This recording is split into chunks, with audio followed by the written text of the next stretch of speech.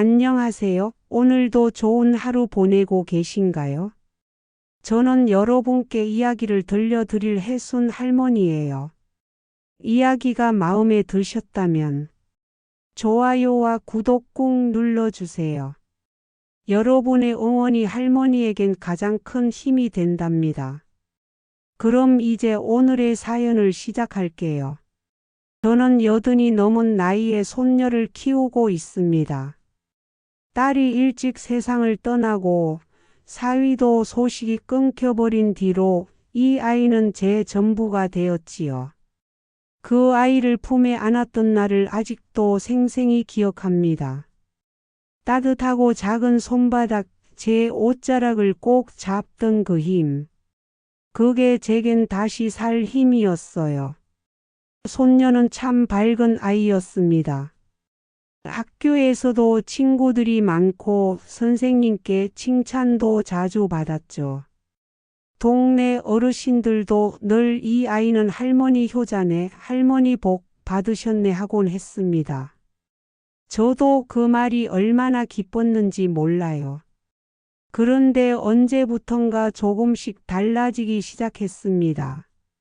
처음엔 단순히 사춘기려니 했습니다. 말수가 줄고 방에 들어가 문을 잠그는 시간이 길어졌어요. 예전 같으면 학교에서 돌아오자마자 제 무릎에 앉아 하루 일과를 쫑알쫑알 떠들던 애였는데 이제는 밥도 대충 먹고 방으로 쏙 들어가 버리곤 했습니다. 제가 우리 손녀 무슨 일 있니? 학교에서 힘든 거 있어? 하고 물으면 늘 같은 대답이 돌아왔습니다. 아니야, 괜찮아.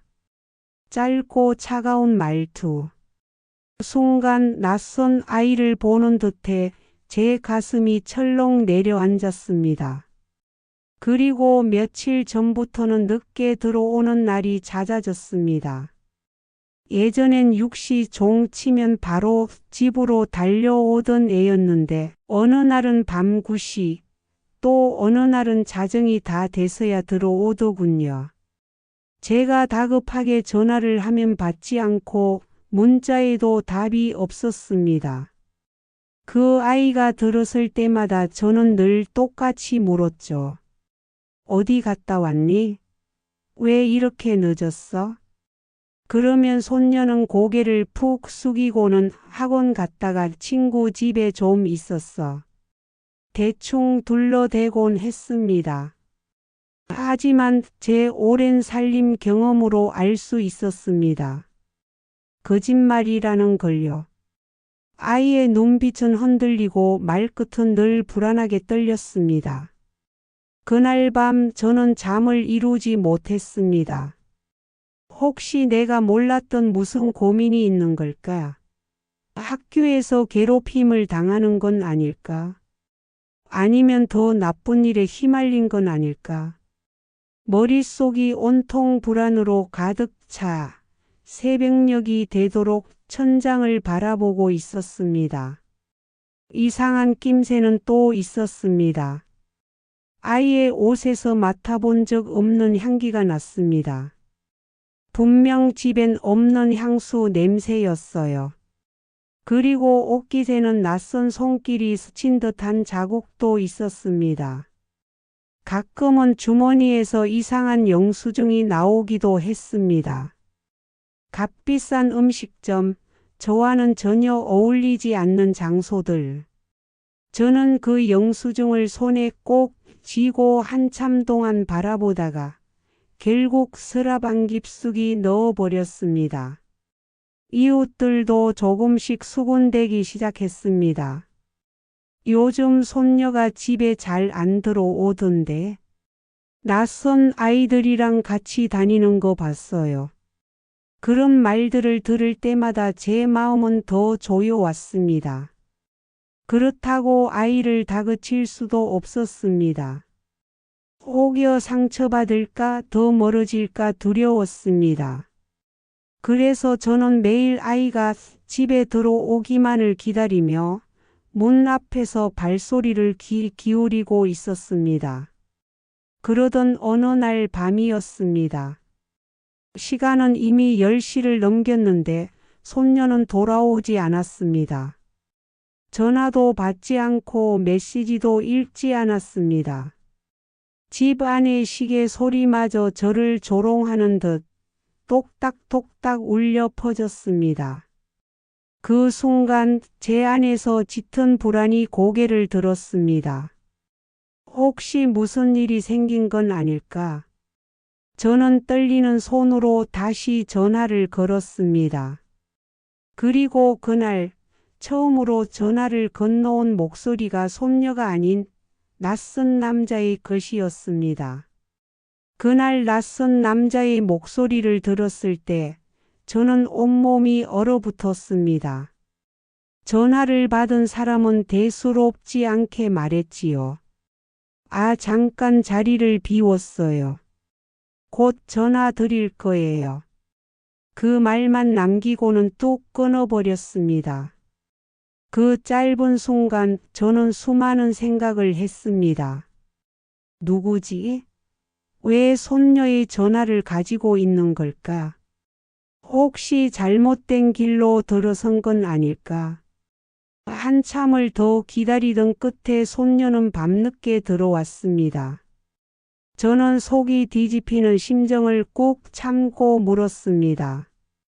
아까 전화 왜 다른 사람이 받았니? 그러자 손녀는 눈길조차 피하며 대답했습니다. 그냥 친구가 대신 받은 거야. 별일 아니야. 그 말투, 그 태도 제 가슴은 더 무겁게 내려앉았습니다. 그날 이후 저는 손녀의 가방을 몰래 들여다보기 시작했습니다. 죄책감이 밀려왔지만 달리 방법이 없었습니다. 손녀가 방에 들어가 샤워하는 틈을 타 가방을 열었는데 거기에는 저를 더 불안하게 만드는 것들이 들어 있었습니다. 첫 번째는 영수증이었습니다. 고급 레스토랑 이름이 선명히 찍혀 있었고 결제 금액은 제 한 달 생활비를 훌쩍 넘는 수준이었습니다. 이런 곳에 누가 데려간 걸까? 대체 무슨 돈으로? 제 심장은 덜컥 내려앉았습니다. 두 번째는 쪽지였습니다. 작고 접힌 쪽지에는 짧은 문장이 적혀 있었습니다. 오늘도 그 시간 그곳에서. 발신자가 누구인지 어디서 온 건지 알 수 없었지만 분명 손녀와 누군가의 비밀스러운 약속이 담겨 있었습니다. 저는 쪽지를 진 채 한참 동안 서 있었습니다. 이건 단순한 친구 사이의 이야기가 아니라는 직감이 강하게 밀려왔습니다. 며칠 뒤에는 더 이상한 일이 있었습니다. 빨래를 하려고 옷을 정리하다 보니 손녀 옷 주머니 속에서 작은 열쇠 하나가 나왔습니다. 집 열쇠도 자물쇠 열쇠도 아닌 어디선가 본 듯하지만 정체를 알 수 없는 열쇠였습니다. 대체 이 열쇠는 어디에 쓰는 걸까? 그 의문은 제 가슴 속에 돌덩이처럼 남았습니다. 이웃들의 시선도 점점 따갑게 느껴졌습니다. 하루는 마트에서 만난 동네 아주머니가 조심스레 말을 꺼냈습니다. 할머니, 요즘 손녀가 좀 낯선 아이들이랑 다니던데. 괜히 걱정돼서요. 저는 애써 웃으며 대답했습니다. 사춘기라서 그래요. 금방 지나갈 거예요. 하지만 속으로는 눈물이 핑 돌았습니다. 그날 밤 저는 혼잣말처럼 중얼거렸습니다. 내가 뭘 잘못한 걸까? 내가 이 아이를 지켜주지 못하는 걸까? 늙은 제 자신이 한없이 무력하게 느껴졌습니다. 그러던 어느 날 손녀가 늦게 들어온 날이 있었습니다. 문을 열고 들어오는 순간 그녀의 얼굴에는 뚜렷한 상처가 보였습니다. 입술이 터져 있었고 손등에도 긁힌 자국이 있었습니다. 제가 다급하게 물었습니다. 이게 뭐야? 누가 그런 거야? 손녀는 곧바로 등을 돌리며 대답했습니다. 아니야, 그냥 넘어졌어. 별일 아니야. 하지만 저는 알 수 있었습니다. 그 눈빛 속에 두려움이 숨어 있다는 것을. 그날 밤 저는 다시 잠을 이룰 수 없었습니다. 손녀는 점점 더 낯설어지고 그 아이의 주위에는 제가 알 수 없는 그림자가 드리워져 있었습니다. 저는 결심했습니다. 이제는 직접 확인해야겠다. 더는 두고 볼 수 없어. 다음 날 저는 손녀가 집을 나서자 멀찍이 뒤를 따라갔습니다. 발걸음이 느려서 놓칠까 두려웠지만 어떻게든 따라가야 한다는 생각뿐이었습니다. 그리고 제가 도착한 곳은 상상조차 못한 장소였습니다. 낡은 건물, 불이 희미하게 켜진 창문. 거기서 제 손녀는 낯선 사람들과 함께 서 있었습니다. 그들의 눈빛은 차갑고 웃음 속에는 어딘가 불길한 기운이 감돌고 있었습니다. 저는 숨을 죽이고 그 모습을 지켜봤습니다. 그리고 그 순간 제 눈에 들어온 건 손녀가 손에 들고 있던 작은 검은 봉투였습니다. 그 안에 무엇이 들어있는지 저는 아직 알 수 없었습니다. 하지만 분명 제 인생에서 가장 큰 불행이 다가오고 있다는 걸 가슴 깊이 느낄 수 있었습니다. 그날 이후 저는 매일 밤 잠을 설치며 손녀를 지켜봤습니다. 낯선 사람들과 함께 있는 모습, 검은 봉투를 쥐고 있던 그 장면이 머릿속에서 지워지지 않았습니다. 도대체 무슨 일에 휘말린 걸까? 제가 알던 순수한 아이가 맞을까? 손녀는 점점 더 늦게 들어오기 시작했습니다. 때로는 새벽녘이 돼서야 문을 열고 들어왔지요. 그럴 때면 저는 거실 불을 켜둔 채 앉아 있었습니다. 손녀가 현관문을 열면 놀란 얼굴로 저를 바라보곤 했습니다. 할머니 아직 안 주무셨어? 저는 애써 미소를 지으며 대답했습니다. 내가 들어오기 전엔 눈을 붙일 수가 없구나. 하지만 제 마음은 무너지고 있었습니다. 손녀의 눈빛은 점점 더 멀어져 가고 있었으니까요. 어느 날은 집에 들어온 손녀의 가방이 유난히 무거워 보였습니다. 아이 몰래 가방을 열어보니 안에는 낯선 물건들이 들어 있었습니다. 작은 상자, 그리고 그 안에 들어있는 알 수 없는 약병들. 심장이 멎는 줄 알았습니다. 저는 떨리는 손으로 그것을 다시 가방 속에 넣으며 스스로를 다독였습니다. 아직 확실하지 않아. 괜히 아이를 다그쳤다간 더 숨길 거야. 그러나 제 불안은 머지않아 현실이 되었습니다. 그날은 유난히 비가 많이 오던 날이었습니다. 손녀는 아침부터 집을 나갔고 밤이 되도록 돌아오지 않았습니다. 시계는 이미 10시를 넘어가고 전화는 여전히 꺼져 있었습니다. 저는 우산을 들고 밖으로 나섰습니다. 이번엔 꼭 찾아야 한다. 비를 맞으며 동네 골목골목을 헤맸습니다. 그러다 버려진 창고 앞에서 발걸음이 멈췄습니다. 낡고 허물어진 건물, 그리고 반쯤 열린 문. 안쪽에서 희미한 불빛이 새어나오고 있었습니다. 저는 조심스레 다가가 문틈 사이로 들여다봤습니다. 그곳에서 제가 본 광경은 제 심장을 송두리째 움켜쥐는 듯 했습니다. 제 손녀가 그곳에 있었습니다. 그리고 손에는 또다시 검은 봉투가 들려 있었습니다. 그 아이는 낯선 남자에게 그 봉투를 건네주고 있었고 남자는 그 대가로 무언가를 주머니에 쑤셔 넣었습니다. 그 순간 제 눈에 들어온 건 돈이었습니다. 두툼한 지폐 뭉치가 분명히 보였습니다.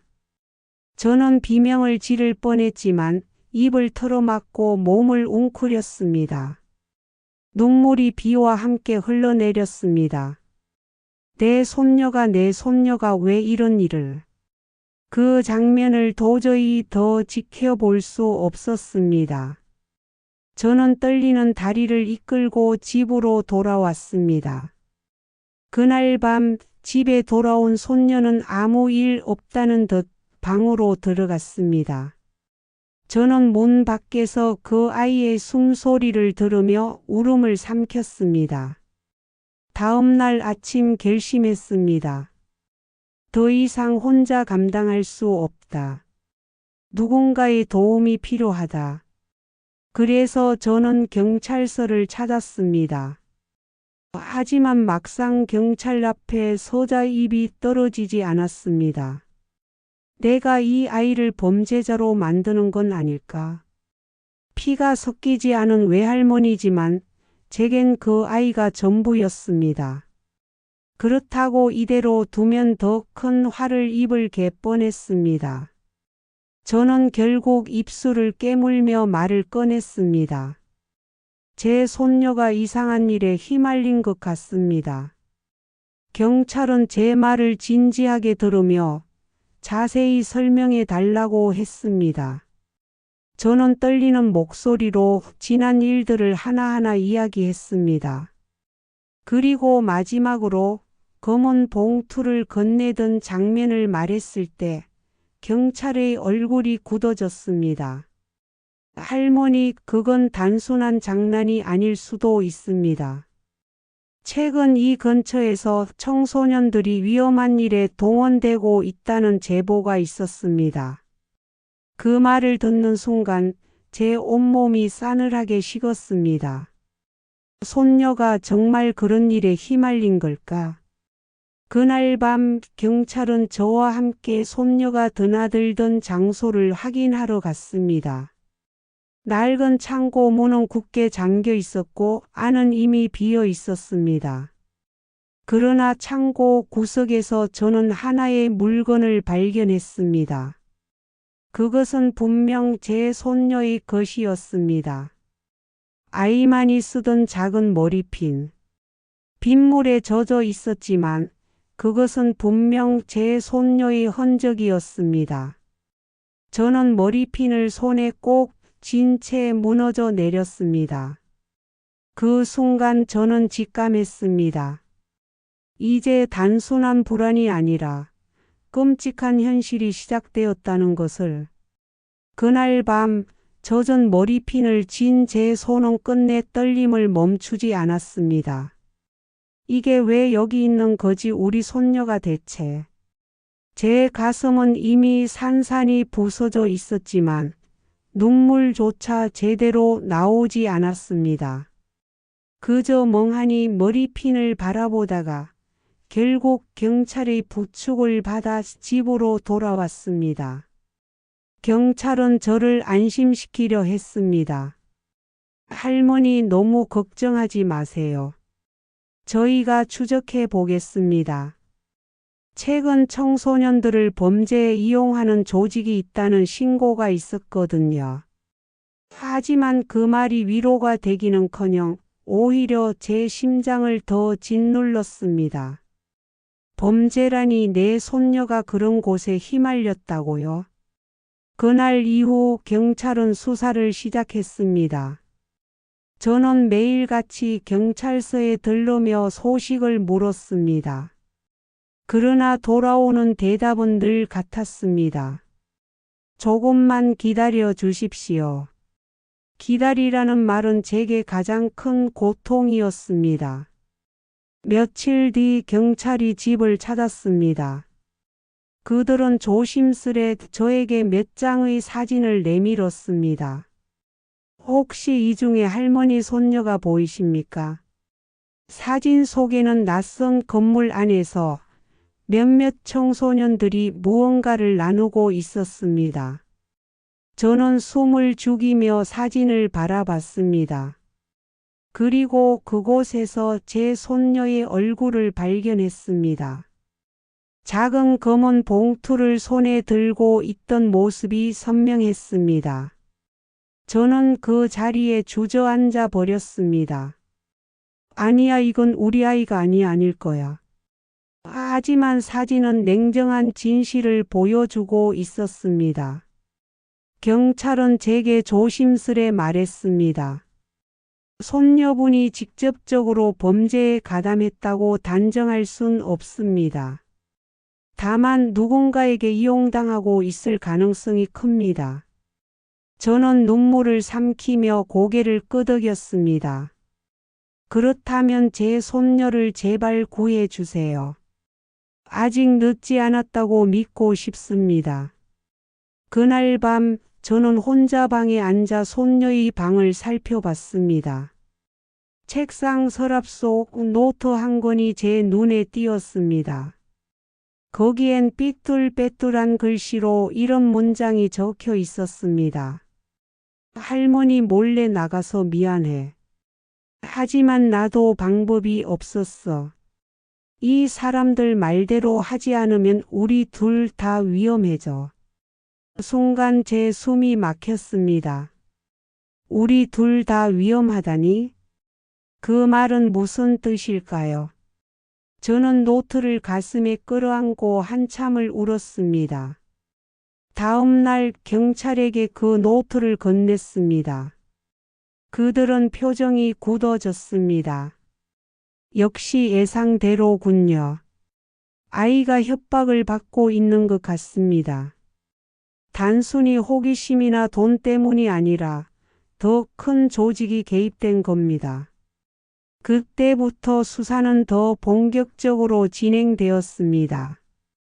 경찰은 손녀가 드나들던 장소들을 추적했고 주변 CCTV를 확인했습니다. 그리고 마침내 손녀가 낯선 차에 올라타는 장면을 확보했습니다. 차량의 번호판은 범죄 조직과 연관된 것으로 밝혀졌습니다. 경찰은 제게 말했습니다. 할머니, 이제 곧 아이를 찾을 수 있을 겁니다. 다만 마음을 단단히 먹으셔야 합니다. 상황이 생각보다 심각합니다. 저는 그 말을 듣고도 대답하지 못했습니다. 그저 두 손을 모아 하늘에 기도했습니다. 부디 제 아이만은 무사히 돌아오게 해주세요. 그리고 며칠 후 경찰로부터 연락이 왔습니다.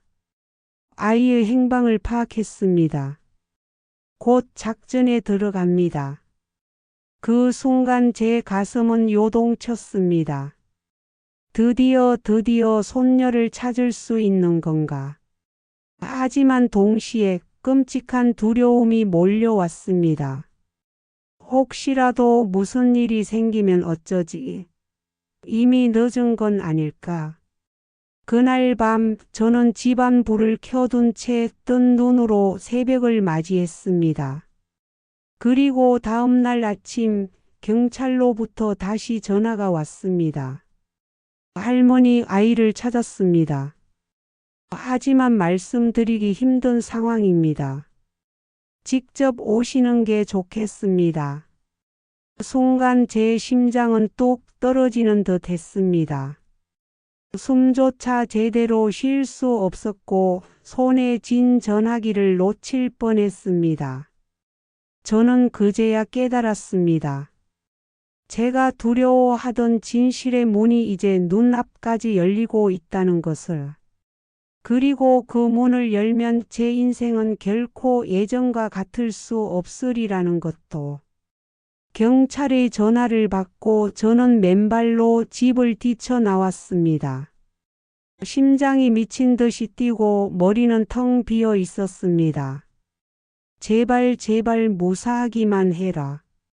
그 말만 수십 번을 되뇌며 경찰서로 향했습니다.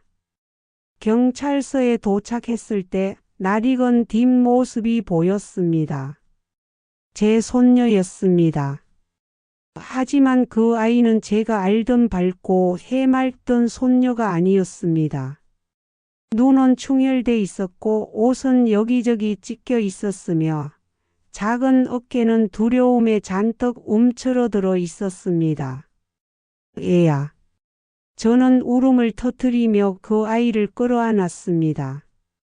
손녀는 한참 동안 아무 말도 하지 못하다가 결국 제 품에서 흐느꼈습니다.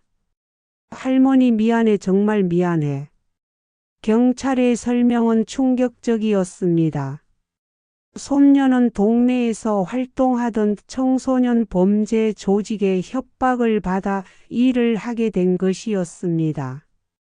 처음에는 단순히 물건을 전달하는 심부름이었지만 시간이 갈수록 위험한 일에 깊이 휘말리게 된 것이었죠. 안 하면 너와 내 할머니 모두 다치게 할 거야. 그 협박 한마디가 어린 손녀를 올가매었습니다. 손녀는 울면서 털어놓았습니다. 할머니, 나도 무서웠어. 하지만 어떻게 해야 할지 몰랐어.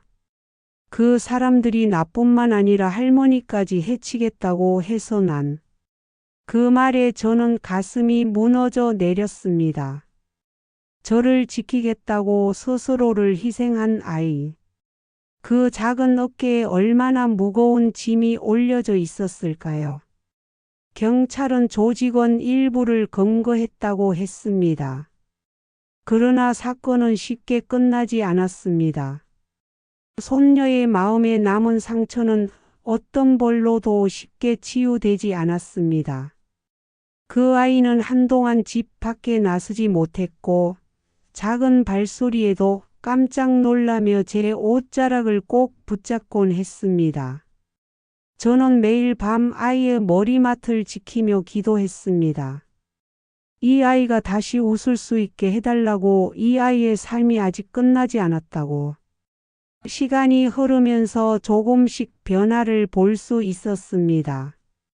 손녀는 차츰 안정을 찾아갔고 학교 상담 선생님과의 만남을 통해 마음을 열기 시작했습니다. 하지만 저는 알았습니다. 이 아이에게 남은 상처는 평생 흔적으로 남을 거라는 것을. 청취자 여러분, 제가 오늘 이 이야기를 꺼낸 이유는 단지 제 아픔을 전하고 싶어서가 아닙니다. 저는 늙고 힘없지만 여러분에게 꼭 전하고 싶은 말이 있습니다. 아이들은 혼자가 아닙니다.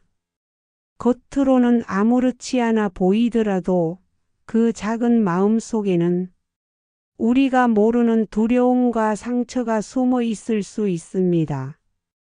저처럼 늦게 알아차리기 전에 먼저 다가가 주세요. 먼저 안아주고 먼저 물어봐 주세요. 그리고 낯선 그림자가 아이 곁에 들이올 때 결코 설마 하며 넘어가지 마세요. 작은 변화 하나가 때로는 삶과 죽음을 가르는 신호일 수 있습니다. 저는 이제 매일 손녀에게 말합니다. 괜찮아, 너 잘못 아니야. 할머니가 곁에 있어. 그 말을 들을 때마다 아이는 조금씩 미소를 되찾습니다. 오늘 이야기를 끝으로 저는 여러분께 간절히 부탁드립니다. 우리 모두 주변의 아이들을 더 잘 지켜봐 주세요. 그리고 혹시라도 낯선 그림자를 발견한다면 망설이지 말고 손을 내밀어 주세요. 저와 제 손녀의 이야기가 누군가를 지켜내는 작은 불빛이 되기를 바라면서 오늘의 이야기를 마치겠습니다.